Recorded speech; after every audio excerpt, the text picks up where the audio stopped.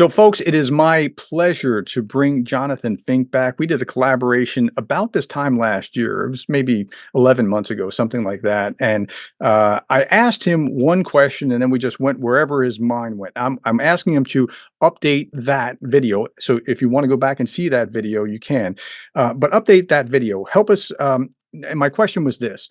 I want to know what you learned in your interviews. Now, again, Silicon Curtain, if you're not familiar with it, is one of the best pro-Ukraine channels out there. He has 300, what is it, 376 videos with, and every interview is like all protein, no fat. It's like you're dealing with Ben Hodges, you're dealing with Anna and Mercado and Jake and Anders Puck Nielsen, and I mean, like whoever is important in this space, he's interviewed them, and it's just great stuff. I can't say enough about it. Please go and subscribe to his channel if you really want to know what's going on. So I'm always all about context, and I want to ask him what he has seen. And so to set the table, for example, I misunderstood it at first, and I thought. Well, Zelensky, he's this fascinating leader. Well, he's remarkable. No, no, no. He's just part of Ukrainian character. And I understood that later on, or I misunderstood what the Ruski Mir is. And now I think I understand it. And it's a very different thing that we're dealing with than what I thought we were dealing with. So, Jonathan, welcome to this show. Thank you. I mean, you're very kind of what you've said, and rather than every direction, we'll probably go down so many different rabbit holes. It'll be like Alice through the Looking Glass. But I think I'm on a similar journey there. I mean, I started out having, I think, a lot better understanding of Russian history and the mindset. So the invasion, unfortunately, was no surprise at all. And after years of sitting in the pub, kind of telling anyone who'd listen what's going to happen next, and unfortunately invariably getting that right, I thought, well, maybe the guys in the pub don't want to hear this stuff anymore. I mean, they probably never wanted to hear it. It's a bit like the ancient mariner sitting down and boring the wedding guests stupid. You don't want to hear that miserable tale of woe. So I thought, yeah, maybe YouTube, that's the place to spout off and rant. But on a more serious note, I also, even though ironically, the first time I went to Moscow was in 1992, in between the fall of Gorbachev and the year later in 93, when the White House was shelled and any pretense at Russia developing into a normal parliamentary democracy disappeared. You don't really bring the tanks in and shell your parliament. That's not what a normal democracy kind of does. Right. And there was pretty much full Western support for doing that, because those parliamentarians are, the commie types that we don't really kind of like. So it's okay. But in 1992, I shared a room in Moscow State University, this extraordinary wedding cake building. And it happened that the guy in the little room next to me, shared bathroom, but two separate sort of rooms, he's Ukrainian. And he was doing some kind of naval studies in Moscow. And right back then, he told me the Ukrainians are different. Mhm. And I don't really take it on board. It's not until starting the full scale war, looking into it and From speaking to Ukrainians, that I've started to realize that. from the outside looking in, I didn't see any difference either, and I've only grown to appreciate just how different Ukrainians are in temperament, in thought, in culture, and not just language. It's like they're very different. Can you unpack some of that? They are, yeah, they're radically different. I mean, coming from the UK, there are clear differences between, say, Scots, Irish, Welsh, and English. There are distinct national characteristics, but you can kind of, there's also a lot actually that people have in common. There'll be some people who get insulted by that idea, but that there are commonalities in that we can definitely try and enjoy each other's company. And we no longer try to annihilate each other's cultures. Again, some people might beg to differ, and certainly history is replete with attempts to annihilate each other's cultures, but we don't kind of do that anymore, no matter our political differences. In Russia, I think the realization has come on me that there's a real attempt here that Ukraine is part of Russia's birth narrative. It's part of its origin story. But unfortunately, that origin story is a lie. It's made up. It's stolen. Like the toilets that they ran away with from Mariupol. It's not just physical objects that Russians loot. Their culture is quite acquisitive, and this idea, which I know. May be anathema to some, especially on the right, the idea of cultural appropriation. I mean, it's a real thing here. And Russia is extraordinarily expert at acquiring other nations and assimilating their culture into their own. And unlike the Romans, who would be happy to say, okay, well, that's a British god or that's whatever, you still recognize the origin. Russians will pass that stuff off as their own. So, of course, Ukrainian independence isn't just about being politically able to Yeah. decide their own future and have agency. It's also about creating a narrative which gets to the very heart of challenging what it means to be Muscovite, what it means to be Russian. It challenges the very core of identity, and that makes it so dangerous. And good. Let me stop you there. What are they scared of when the Ukrainians are wanting to break and go west? What are they scared of, and what does that Russian identity? What's the crack or the injury to the Russian identity? I think it's you can put it in all sorts of sophisticated ideas and language, but at the same time, you can boil it down to something very, very simple and basic. I mean, the first thing that propaganda says is that they don't want Ukraine to become part of the Western sphere of influence, part of NATO, and they can dress it up in these sort of geopolitical clothes. But again, I don't think that's the real problem here. I think it's that without Ukraine, Russia is less complete, and its very identity and story it tells about itself is incomplete. It unravels. So that gets to the heart of what it is as an entity, as a construct. It starts to really challenge that. And of course, it challenges the, I would say, sort of validity of the rulers of that country, because how do you become a great Russian ruler? It's not by enriching your people. It's not by increasing the sum total of happiness. I mean, anyone who's read Russian literature knows that that is not the aim of Russia. I mean, happiness is not does not feature large in Russian literature. It's trauma and misery, which certainly plays far greater role there. So it's not about enriching your people. It's about expanding your territory, expanding your lands. And that in Putin's mind, he's not, I think, a modern mind at all. And so his concept of victory, his concept of going down the history books, is what we would consider quite anachronistic. And if we're going to expand your territory, well, there's only one way to go. I mean, you can go down to Central Asia, and that might be easier, but it doesn't give you the same kind of cachet. It doesn't really mark you down in history. You have to go either through Ukraine to get to other territories, or if you can't do that, then Ukraine itself is the objective there. And I think part of Putin's sense of his self, and it does reflect actually more broadly on the Russian population, is territorial expansion. You just have to look at the adulation that was greeted that he was greeted with when he took Crimea. Very, very few voices who, piped up and said, well, the people there might have commonality with us in terms of culture. They might have a common language, but it's illegal, etc., etc. Very few people pointed this out. I spoke to he was the only one in the Russian State Duma, the only deputy who voted against the annexation of Crimea in 2014, and soon after, of course, had to flee the country. So you said that you actually saw this coming. I didn't. I got it wrong, right? But I quickly was playing catch up. So you saw it coming, but what did you miss? What did you not understand, or how did you understand Putin differently now than maybe you did before? What nuances have you picked up along the way with 300 some odd interviews? Um, I mean, the one thing I missed is I like many others, feared that actually this would be successful. I didn't know enough about the Ukrainian people, their resilience. I also didn't know enough factually about the internal structural changes that had taken place in Ukraine since 2014. If Putin And this is, I think, an interesting understanding here. We think of Putin as being decisive, strategic, strong, etc. I don't think he's any of these things. He's an opportunist, Hmm. and the only tool in his tool case is escalation.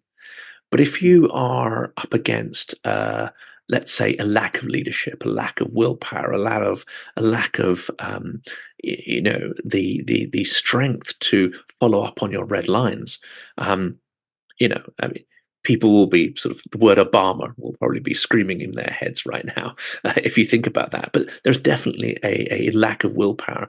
Then the Russian strategy is going to succeed if you push in all directions aggressively, like a sort of hot gas, pushing to try and find where you can occupy spaces and opportunities. You're going to kind of win. That doesn't make that masterful or strategic, doesn't make you a great leader. You're just looking at where opportunities arise and then you're pressing home your advantage. And I think one of the big learnings, actually, even in the last couple of weeks, in speaking to some academics who've studied this, is that Putin, if he was a masterful leader and strategist in 2014, he would have pressed his advantage Mm. after taking Crimea and pushing into Donbass.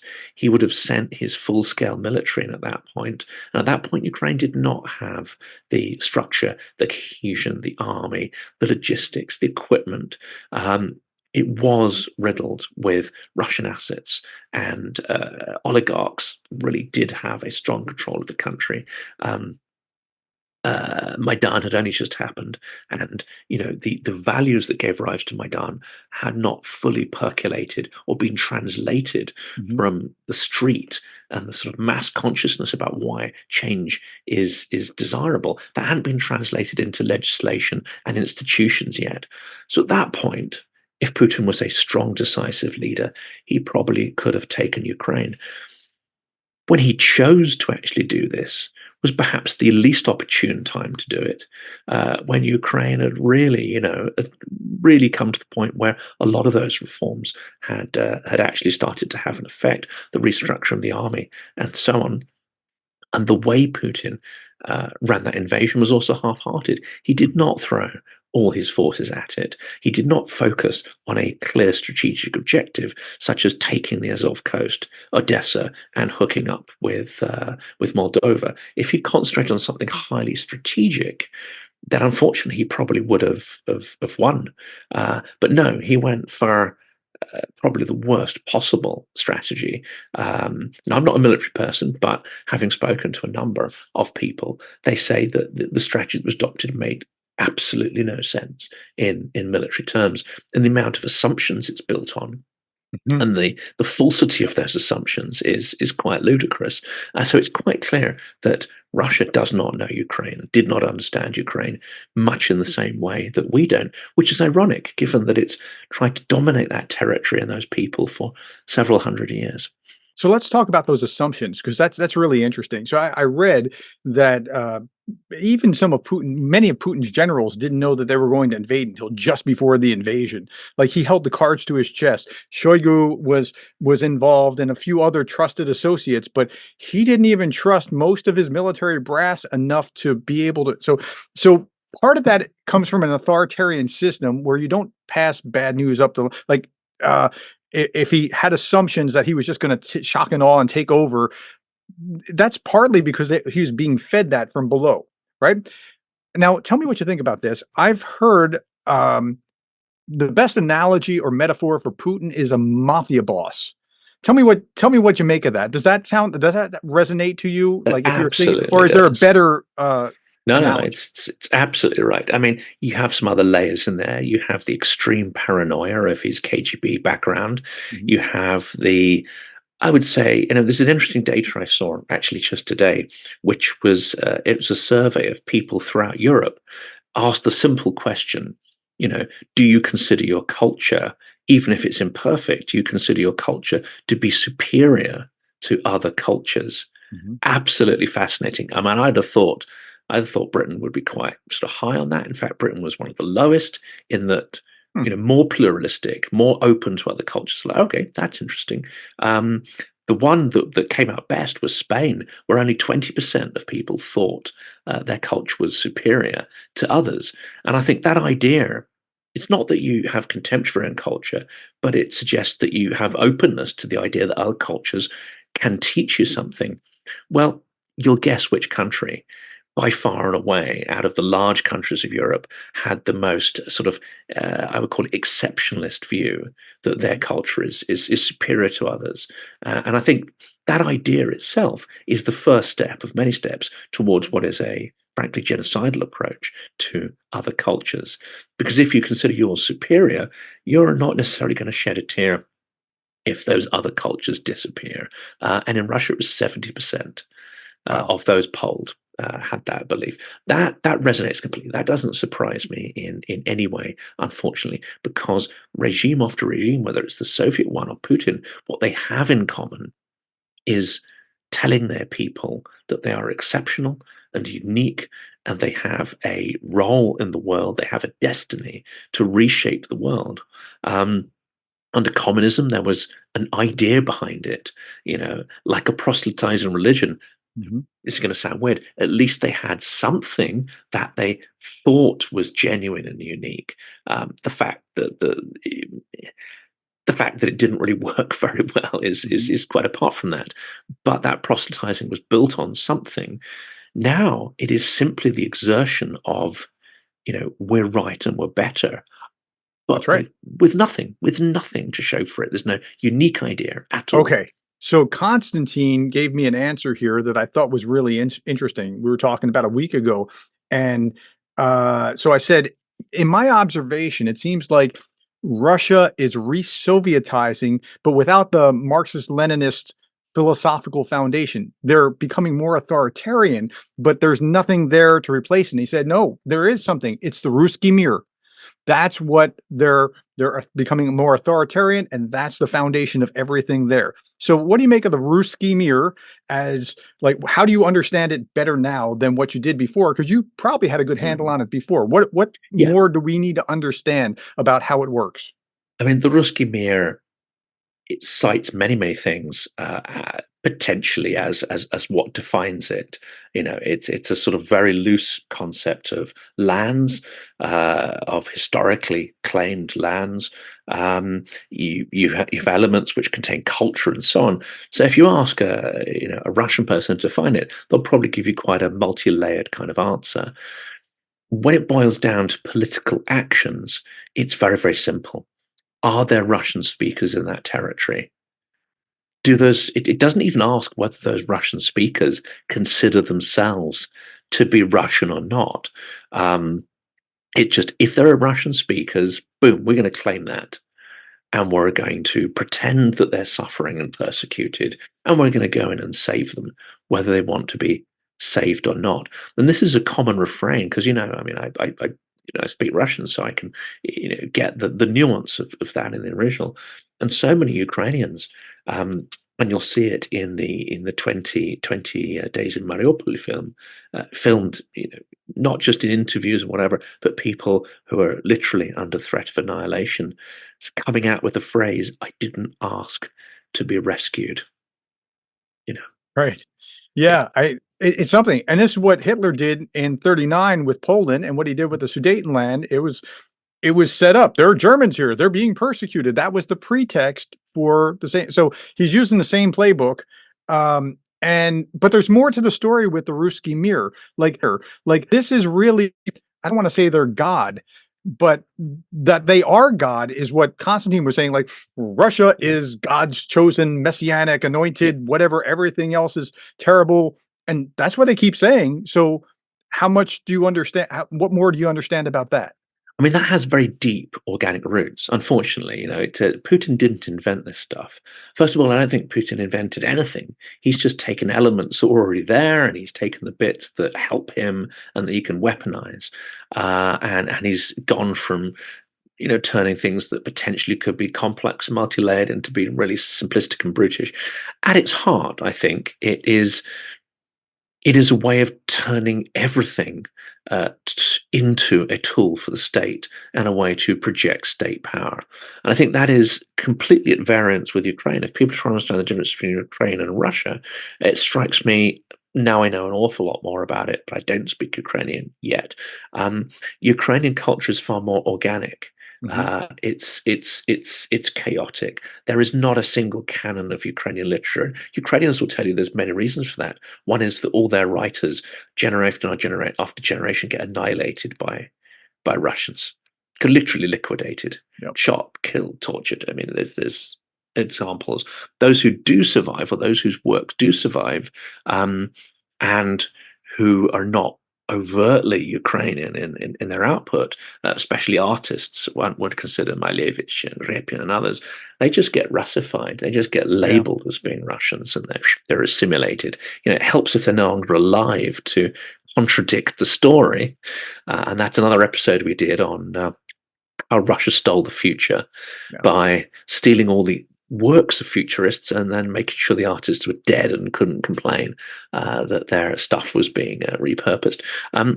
But what you have in Ukraine is an organic culture, very much rooted in traditions, but it's one which evolves and innovates and changes because no one's controlling it, no one's dictating it from the top down. Whereas what I've come to realize over the years, and at first it's just impressions, seeing things. I used to go and see a lot of like traditional dancing and music and whatever, and I was looking for something organic, something innovative, and I didn't really find it anywhere. I mean, occasionally you get little bands or whatever who are doing interesting things, but I was in Russia. I didn't really see much in the way of a sort of organic flowering of culture. What I saw was the endless repetition of fairly old material, and some of that could be really good, Chekhov and reinterpretations of all that. But its crudest end is just classical ballet and all the rest of it, sophisticated culture, but nothing innovative, nothing breaking new ground. And then you start to realize that actually through the structure of the state, through the way the state operates, they pump vast amounts of money into culture and sport, and to create this idea of great Russian, Mhm. whatever that happens to be. The challenge there is, I mean, that's all well and good, and it keeps a lot of artists and people in a job, but it doesn't, like the military. You said, you don't want to deliver bad news up the chain. Well, it's the same in the artistic establishment. You don't want to deliver something that's too innovative, because you won't find a role in that ecosystem. You'll come to be seen as a threat, and you'll be pushed out of that system, or worse. So it's a very sort of top down. It's very much centered on what is in the interests of power, what benefits power. Even in the hybrid period prior to Bolotnaya in 2012, you have, I would say, a system that's very much driven by loyalty, by nepotism, and by a certain lack of originality. That doesn't mean there aren't sort of good stuff being produced and done, but there's a certain dearth of originality at scale there. What we're seeing now, of course, is an intensification of that. So anyone who thinks out of the box, anyone who challenges authority, anyone who's trying to innovate on traditional forms, or even innovate new art forms, is absolutely a threat to the status quo. We're not even talking, political messaging here. Anyone who thinks differently Yeah. is, I think, a threat to the system. In that sense, we're getting far closer to the Stalinist ethos of, kill anybody with a brain. You're absolutely right about that. Why do they have such an allergic reaction to anybody who has a different idea, or somebody who is holding up a blank sign at a protest, or whatever it is? I mean, it's like you change 4 tags in a grocery store or a shopping and now you're going to jail for years? Like, why is that so threatening? It absolutely is. It's because they don't know what's threatening, because I think they're now in such a paranoid space. Um, they are hyper aware of their own fragility, and I think this is again where, and we were talking earlier about how um, Russia projects its mindset on the West and all its most malign motives. It thinks that that's how we think as well, and Mhm. that's not the case.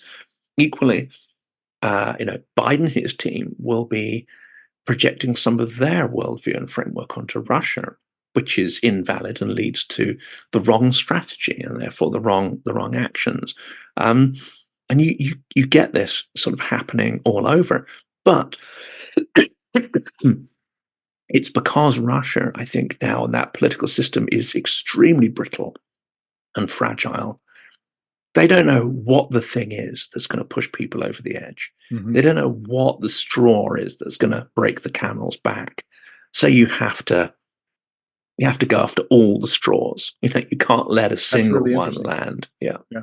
Okay, let me switch gears here. We got about 10 more minutes. So I want to know what you've seen that's different than what you thought it was in the West, whether that's NATO or Western Europe or the United States or what have you. Just like how has that been different than what you would have expected?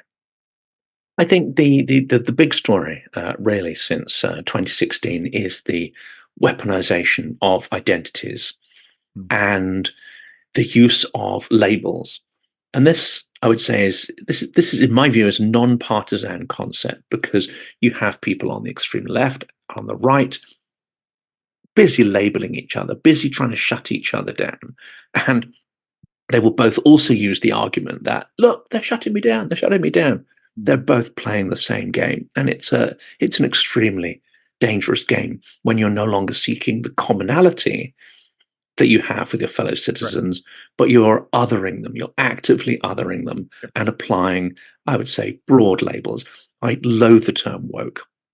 I don't think it explains anything useful. But at the same time, you have other labels being projected from one side to the other towards the right as well. And again, I've come to understand that nationalism is another great label which gets thrown around, especially on the left, and is almost universally held up to be a bad thing. Well, I think looking at Ukraine has taught me there are nuances and shades within nationalism. Mm. Um, some of which can be positive, beneficial, and some of which, if you find a way to work with it, then is not necessarily, the pure evil. But it requires a certain consensus. What Ukraine has experienced is extreme existential threat, Mhm. and people no longer have the luxury to just throw labels around. You Right. start doing that, there are real consequences, life and death consequences. Has Europe stepped up like you would have hoped or thought that they would? Or has NATO been what it should have been? Or what how do you see that with Yeah. Europe particularly? I think there's been a lot more unanimity than one would have expected, but far less action. Hmm. So I think it's a bit of a mixed bag, isn't it? And equally, Germany has stepped up in a way that no one could have predicted, and yet there seem to be things holding them back from certain classes of munitions and going beyond a certain point. So there's positives definitely, but also the outline of people's limits are becoming more apparent, and the outlines of influence, dotted lines, are becoming more apparent. These were all hidden under the surface, but now the tide is going out, and we're starting to see, oh, okay, now we're starting to see how this joins up to that where it wasn't apparent before. Um, the most interesting example for me at the moment is deconstructing the narratives of people like Samuel Charap, who I think is, I'm right in saying, is part of the realist school of geopolitics, sort of, a sort of a slightly more compelling version of Mearsheimer, who has really fallen into what is very clearly, I would say, Kremlin tropes, not even sophisticated. And he gets quite irritable if he's ever questioned about it. So not a compelling kind of figure to me. Where someone like Charap is considered part of the elite of that sort of geopolitical set, and yet you deconstruct his writings, and the appeasement narratives just leap out. They're just so glaring. And of course, he has, I would say, a high level of influence within the current national security team. So he's influencing the people who influence Jake Sullivan, and they're very receptive. I mean, if I'm asked how I would change things, it's like my solution is to put someone like Keir Giles on every single committee and ban someone like Charap, because it seems to me the wrong voices are being heard. So whereas it's been heartening to see a certain consensus and a certain strength across the Western alliance, it's also disheartening, perhaps, to see how Russian agents, assets, and useful idiots have really Yeah. percolated deep down into every part of our institutions, academia, the left, the right, the NRA. I mean, they really have managed to, like Japanese knotweed, just take over or penetrate so much. So you know how divided we are in the United States, Mm. particularly within my party, the Republicans. So, how is it that the UK is so united? Like, I wouldn't lose sleep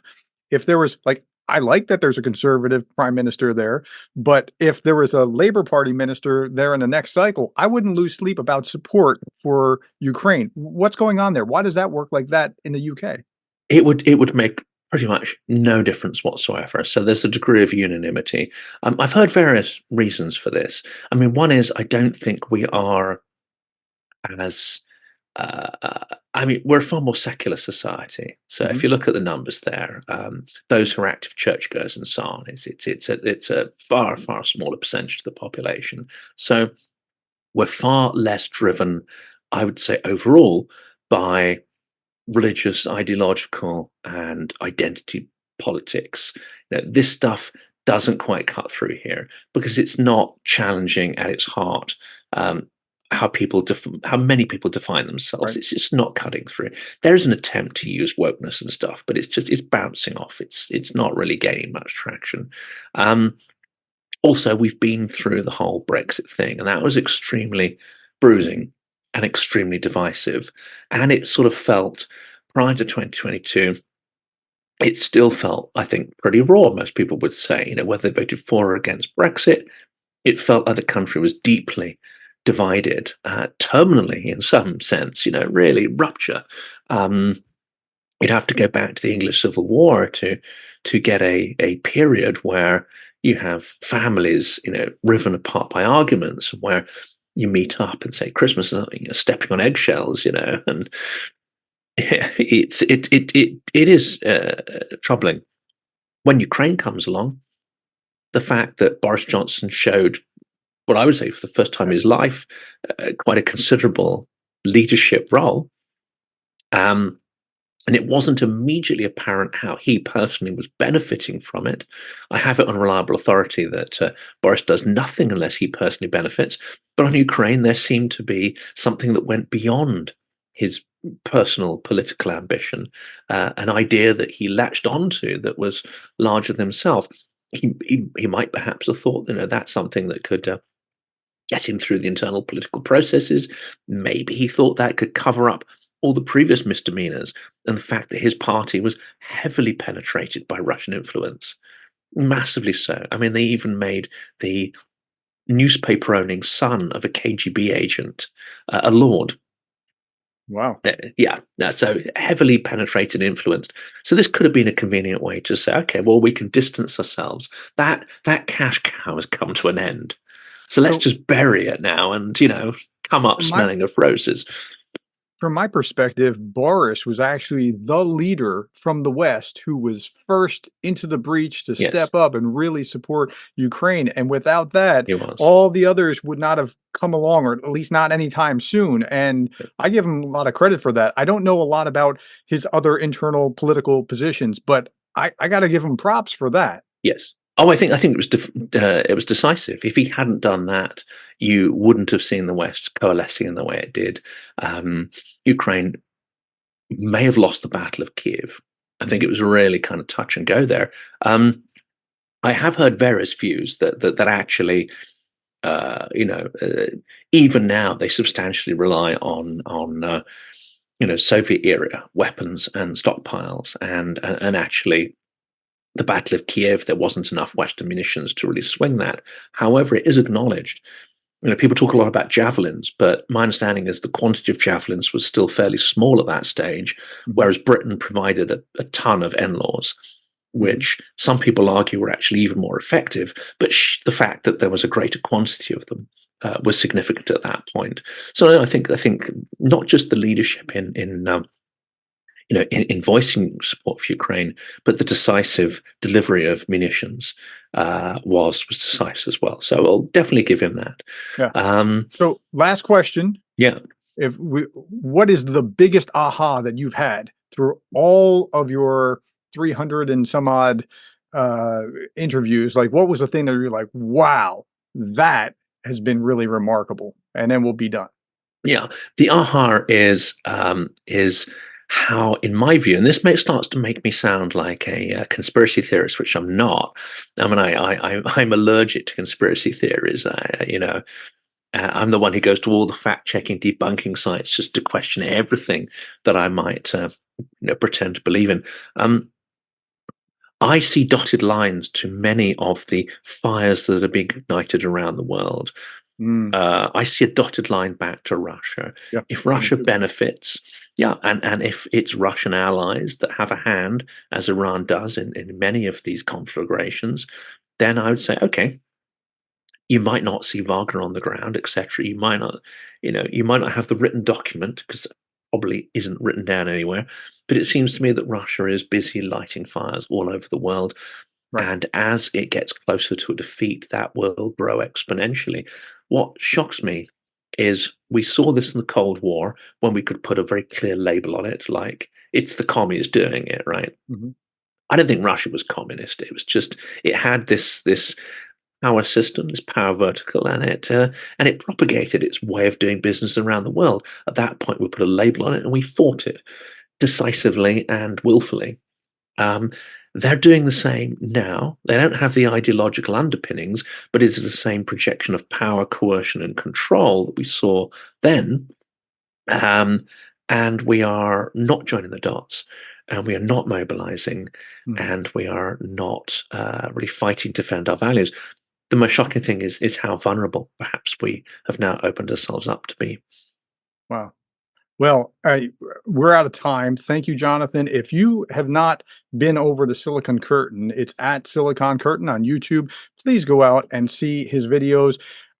Again, these are some of the most intense, useful, thoughtful videos that you're going to see about anything related to Ukraine. It's not the Russian tank was destroyed. It's not going to be that kind of video. It's going to be a really thoughtful analysis with somebody who is an expert in their field.